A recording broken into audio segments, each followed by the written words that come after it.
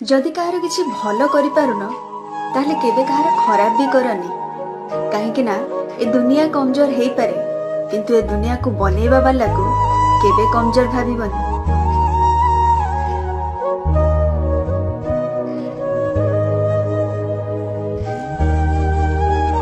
जो स्वामी सब बेले अन्य मानक सामने निज स्त्री को अपमानित करे ताकू नीचा देखाए बा अन्याय रे ताकू कहीं किछि कहूथिला बेले सपोर्ट करेनी सेमिति स्वामी केबे भल जीवन साथी हेई न थाए। सेमिति स्वामी पाखरे हुए तो तांको स्त्री माने रही थाई पारंती किंतु हृदय केबेठू काढ़ी देथांती। केवल किछि दायित्व आ कर्तव्य को आखि आगरे रखिकी संपर्क लिभेई चलंती।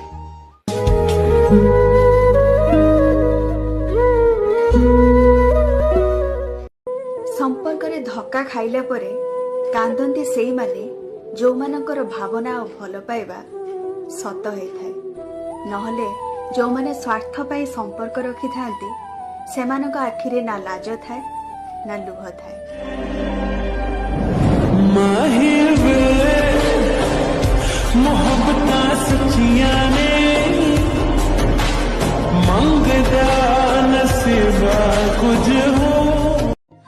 गोटे घरे जन्म हेकी आउ गोटे घरे जाइकी रहिबा आ सेठू निज घर को आसीबा पई परमिशन मागिबा